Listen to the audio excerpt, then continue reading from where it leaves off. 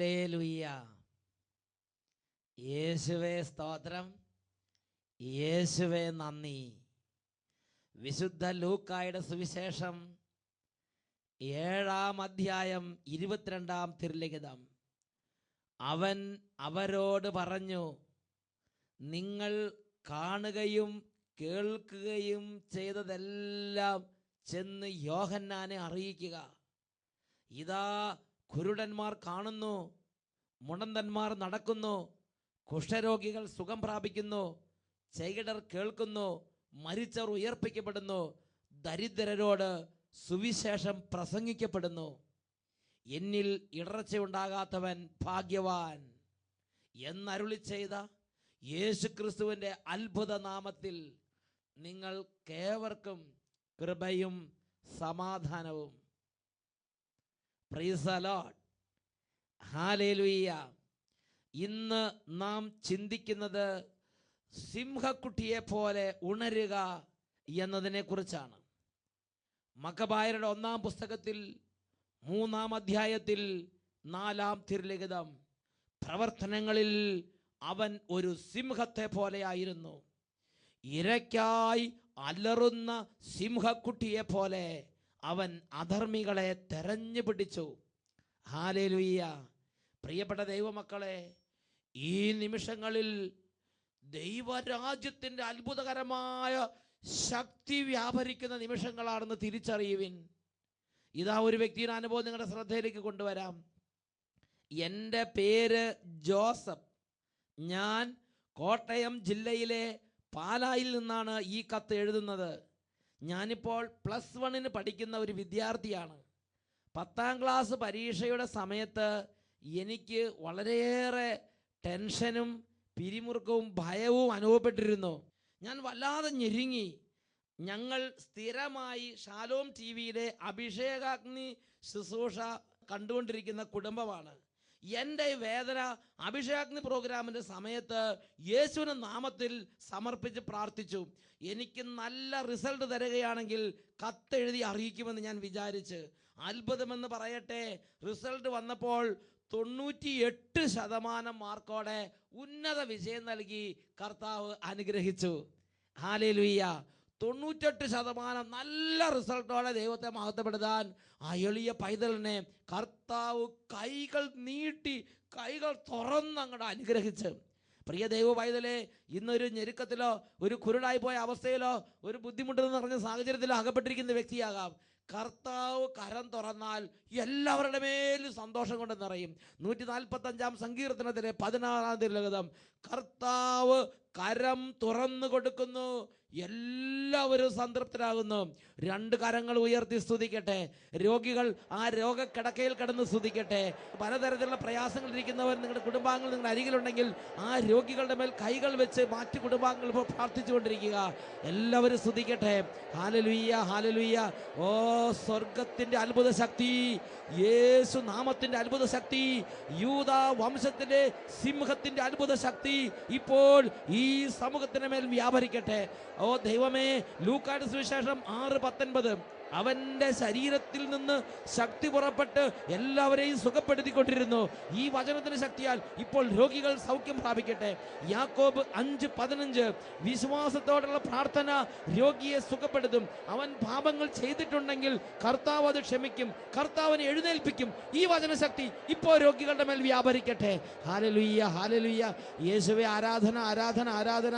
ഓ ദൈവമേ, വിശുദ്ധ മത്തായിയുടെ സുവിശേഷത്തിൽ 8-ാം അധ്യായം 16-17 തിരുലിഖിതങ്ങൾ. അവൻ നമ്മുടെ ബലഹീനതകൾ ഏറ്റെടുക്കുകയും രോഗങ്ങൾ വഹിക്കുകയും ചെയ്തു എന്ന് യെശയ്യാ പ്രവചിച്ചത് അങ്ങനെ നിറവേറി. ഇപ്പോൾ ഇത് അന്വർത്ഥമാകട്ടെ. Hallelujah, hallelujah, hallelujah. യേശുവേ ആരാധന, ആരാധന. കുഞ്ഞുങ്ങൾ അത്ഭുതങ്ങൾ കാണട്ടെ കർത്താവേ.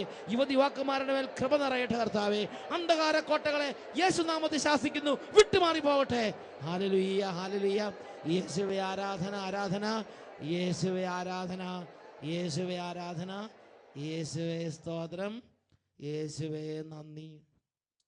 യേശുവേ സ്തോത്രം, യേശുവേ ആരാധന.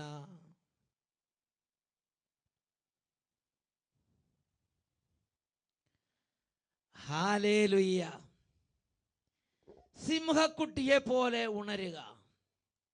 പ്രിയപ്പെട്ട ദൈവമക്കളെ, ഇന്ന് അനേകരുടെ കുടുംബങ്ങളിലും ശുശ്രൂഷ ജീവിതത്തിലും പങ്ങി നടക്കുന്ന തരത്തിലുള്ള ചില രീതികളും ചില സ്വഭാവങ്ങളും കാണുകയാണ്. ഒരു പ്രത്യേക തരത്തിലൊരു പതുക്കം, ഒരു ഒതുക്കം, ഒരു തീഷ്ണതയുടെ കുറവ് പ്രാർത്ഥനകളിൽ കാണുകയാണ്, ശുശ്രൂഷകളിൽ കാണുകയാണ്. എല്ലാ സ്ഥലത്തും ഒരു പ്രത്യേക മന്ദത ചിലരെ ഉപദ്രവിക്കുകയാണ്. ഇതിനെക്കുറിച്ച് ഗൗരവത്തിൽ ചിന്തിക്കേണ്ട ഒരു മേഖലയാണ്. ദൈവത്തിൻ്റെ കാര്യങ്ങൾ എങ്ങനെയെങ്കിലും ചെയ്താൽ മതി എന്നാണോ വിചാരിക്കുന്നത്? പ്രാർത്ഥിക്കുമ്പം എങ്ങനെയെങ്കിലും പ്രാർത്ഥിച്ചാൽ മതി എന്നാണോ വിചാരിക്കുന്നത്? ബൈബിൾ പഠിക്കുമ്പം എങ്ങനെയെങ്കിലും ബൈബിൾ പഠിച്ചാൽ മതി എന്നാണോ വിചാരിക്കുന്നത്? ഉപവസിക്കുമ്പം എങ്ങനെയെങ്കിലും ഉപവസിച്ചാൽ മതി എന്നാണോ വിചാരിക്കുന്നത്? ആത്മീയ കാര്യമാണോ? പൗരുഷം വേണം, നല്ല തീഷ്ണതയോടെ ആത്മീയ കാര്യങ്ങൾ ചെയ്യണം. ഒരു ഉദാഹരണം ബൈബിളിൽ കാണുന്നുണ്ട്. മക്കബായരുടെ 1-ാമത്തെ പുസ്തകം എടുക്കുക, അതിൽ 3-ാമത്തെ അധ്യായം. എല്ലാവരും ബൈബിൾ തുറന്നുകൊള്ളുക. ഭവനത്തിൽ ഈ ശുശ്രൂഷ നടക്കുമ്പോൾ തന്നെ ഭവനത്തിൽ ബൈബിൾ തുറന്ന് കൂടെ ബൈബിൾ പഠിച്ച് മുമ്പോട്ട് പോവുക. ബൈബിളിൽ 1 മക്കബായർ 3-ാം അധ്യായം 1 തൊട്ട് 4 വരെയുള്ള തിരുലിഖിതങ്ങൾ. അതിൽ 4-ാമത്തെ വാക്യത്തിൽ യൂദാസിനെ കുറിച്ച് രേഖപ്പെടുത്തിയിരിക്കുകയാണ്. അവൻ പ്രവർത്തനത്തിൽ ഒരു സിംഹത്തെ പോലെ ആയിരുന്നു. അവൻ ഒരു സിംഹക്കുട്ടിയെ പോലെ, ഇരയ്ക്കായി അലറുന്ന ഒരു സിംഹക്കുട്ടിയെ പോലെ അവൻ അധർമ്മികളെ തെരഞ്ഞു പിടിച്ച്, ഒരു പാപിയുടെ മാനസാന്തരത്തിന് വേണ്ടി പ്രവർത്തിക്കുമ്പോൾ ഇരയ്ക്കായി അലറുന്ന ഒരു സിംഹക്കുട്ടിയെ പോലെ ഉണർവ് വേണം, ഒരു തീഷ്ണത വേണം. ഒരു മധ്യസ്ഥ പ്രാർത്ഥന നടത്തുമ്പോഴും അങ്ങനെ തന്നെ വേണം. ഒരു ആത്മീയ കാര്യത്തിന് പുറപ്പെടുമ്പോൾ അങ്ങനെ തന്നെ വേണം. ഞാൻ ഓർക്കുന്നുണ്ട്, എൻ്റെ കൂട്ടത്തിൽ എന്നെ വളരെ സ്നേഹിക്കുന്ന ഒരു അച്ഛൻ, ആ അച്ഛൻ അട്ടപ്പാടി സഹീവൻ ധ്യാനകേന്ദ്രത്തിൽ ഞാൻ ചിലപ്പോഴൊക്കെ ശ്രദ്ധിക്കുന്നൊരു കാര്യം, വേറെ ആരും അറിയാതെ അച്ഛൻ ചില സംഭവങ്ങൾ ചെയ്യും. ഒരു ദിവസം അച്ഛൻ ചെയ്തെന്താ വെച്ചാൽ, ഞാനൊരു ധ്യാനത്തിന് പോയപ്പോൾ ആ ധ്യാനത്തിന് ഞാൻ അവിടുന്ന് എപ്പോൾ പുറപ്പെട്ടോ അപ്പോൾ ഭക്ഷണം നിർത്തി, എന്നിട്ട് വെറും വെള്ളം മാത്രം കുടിച്ചിരിക്കുക. എന്നിട്ട് എന്നാണോ ഞാൻ തിരിച്ചു വരുന്നത്, ചിലപ്പോൾ ഞാൻ 2 ആഴ്ച 3 ആഴ്ച 4 ആഴ്ച കഴിഞ്ഞിട്ടായിരിക്കും ചിലപ്പോൾ തിരിച്ചു വരുന്നത്. ചിലപ്പോൾ 2 ആഴ്ച കഴിഞ്ഞ് വരും, ചിലപ്പോൾ 1 ആഴ്ച കഴിഞ്ഞ്. എന്നാണോ തിരിച്ചു വരുന്നത് അന്നേ ഭക്ഷണം കഴിക്കുകയുള്ളൂ എന്ന് പറഞ്ഞ് ഉപവാസത്തോടെ ഇരിക്കുക. ഒരു നേരമല്ല, ഒരു ദിവസമല്ല, ഒരാഴ്ചയല്ല, എന്നാണോ അച്ഛൻ വരുന്നത് അന്നേ ഞാൻ ഭക്ഷണം കഴിക്കുകയുള്ളൂ എന്ന് പറഞ്ഞ് കർത്താവിൻ്റെ സന്നിധിയിൽ ആ ഒരു വേദന, ആ ഒരു ത്യാഗം, ആ ഒരു പരിത്യാഗം കാഴ്ചവെച്ച് ഒരു സിംഹക്കുട്ടിയെ പോലെ കർത്താവിന് വേണ്ടി വേല ചെയ്യുന്ന ഒരു എളിയ കർത്താവിൻ്റെ പൈതലിനെ കാണുവാൻ ഈ ജീവിതകാലത്ത് എനിക്ക് ഭാഗ്യം ലഭിച്ചിട്ടുണ്ട്. പ്രിയപ്പെട്ട സഹോദരങ്ങളെ, അതുകൊണ്ട് ആ അച്ഛൻ്റെ ശുശ്രൂഷയിൽ കാണുന്ന പ്രത്യേകത എന്താണെന്നറിയോ? അച്ഛൻ വെറുതെ അതരം തുറന്നൊരു വാക്ക് പറഞ്ഞാൽ മതി, അച്ചട്ടായിട്ട് നടക്കുകയാണ്. ഒരു ദിവസം സഹീവൻ ധ്യാനകേന്ദ്രത്തിലെ ഒരു സ്റ്റാഫ്, ഒരു ജോലിക്കാരി, ആ കുടുംബത്തിൽ 10-20 വർഷമായിട്ടുള്ള ചില ഞെരുക്കം അച്ഛനോട് പറഞ്ഞ്, ഇതാ ശ്വാസമുട്ടലാണ്, വലിവാണ്, മെഡിക്കൽ സയൻസിൻ്റെ ചികിത്സ ഒന്നും ഫലിക്കുന്നില്ല, വീട്ടിൽ കിടന്ന് കുട്ടി വിഷമിക്കുകയാണ്. അച്ഛൻ പറഞ്ഞു, വിഷമിക്കേണ്ട, ഇന്ന് രാത്രി നിങ്ങൾ വീട്ടിൽ ചെല്ലുമ്പോൾ മാറിയിരിക്കും. പ്രിയപ്പെട്ട സഹോദരങ്ങളെ, വീട്ടിൽ ചെല്ലേണ്ട ആവശ്യം വന്നില്ല. ആ സ്റ്റാഫ് അംഗം, ആ ജോലിക്കാരി കോമ്പൗണ്ട് വിട്ട് പുറത്തിറങ്ങുന്നതിന് മുമ്പ് വീട്ടിൽ നിന്ന് ഫോൺ വന്ന്, ഇതാ കുട്ടി സൗഖ്യം പ്രാപിച്ചിരിക്കുന്നു എന്ന് പറഞ്ഞ്.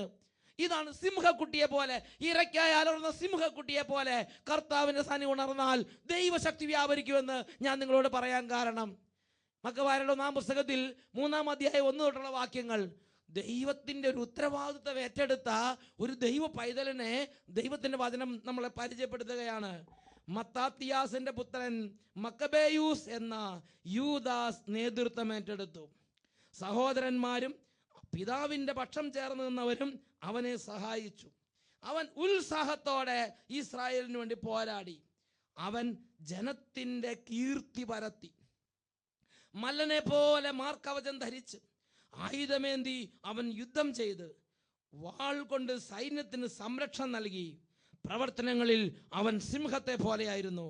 ഇരയ്ക്കായി അലറുന്ന ഒരു സിംഹക്കുട്ടിയെ പോലെ അവൻ അധർമ്മികളെ തെരഞ്ഞു പിടിച്ച്. പ്രിയപ്പെട്ട ദൈവമക്കളെ, ചിന്തിക്കുക. ഇന്ന് ആത്മീയ കാര്യങ്ങൾ എങ്ങനെയെങ്കിലൊക്കെ കാട്ടിക്കൂട്ടി അങ്ങനെ മടുത്ത് ചതഞ്ഞെന്ന് പറഞ്ഞ് ചെയ്യുമ്പോഴാണ് ദൈവശക്തി പ്രകടമാകാത്തത്. വെടിപ്പോട് ശുദ്ധിയോട് തീഷ്ണതയോട് ചെയ്യാൻ പറ്റുമോ? ദൈവശക്തി അവിടെ ഇറങ്ങും, വിശ്വാസം അവിടെ ജ്വലിക്കും, അത്ഭുതങ്ങൾ അവിടെ കാണും. കർത്താവിൻ്റെ ആത്മാവ് മഹാപ്രവാഹം പോലെ ആ ജനത്തിൻ്റെ മേൽ പ്രവഹിക്കുന്നത് കാണാൻ ദൈവം ഇടവരുത്തും. ഒരു ഉണർവ്, ഒരു തീഷ്ണത ശുശ്രൂഷകളിൽ, പ്രാർത്ഥനകളിൽ, ആത്മീയതയിൽ, വ്യക്തിപരമായ ദൈവത്തോടുള്ള ബന്ധത്തിൽ ആവശ്യമാണ് എന്ന് തന്നെയാണ് തിരുലിഖിതം പഠിപ്പിക്കുന്നത്. നമ്മൾ വെളിപാടിന്റെ പുസ്തകത്തിൽ 3-ാമത്തെ അധ്യായത്തിലേക്ക് പോവുകയാണ്. വെളിപാടിന്റെ പുസ്തകം 3-ാം അധ്യായം 14-15 തിരുലിഖിതങ്ങൾ എടുക്കുക. അവിടെ ലവോദിക്കയിലെ സഭയുടെ ദൂതന് സ്വർഗത്തിൽ നിന്ന് ഒരു മെസ്സേജ്, സ്വർഗത്തിൽ നിന്നൊരു സന്ദേശം, സ്വർഗത്തിൽ നിന്നും സ്വർഗത്തിന്റെ ഒരു ദൂത് കൊടുക്കുകയാണ്. വായിക്കാം. ലവോദിക്കയിലെ സഭയുടെ ദൂതന് എഴുതുക: വിശ്വസ്തനും സത്യവാനുമായ സാക്ഷിയും ദൈവത്തിന്റെ സൃഷ്ടികർമ്മത്തിന്റെ ആരംഭവുമായിരിക്കുന്ന ആമേൻ അരുളി ചെയ്യുന്നു. നിന്റെ പ്രവർത്തികൾ ഞാൻ അറിയുന്നു.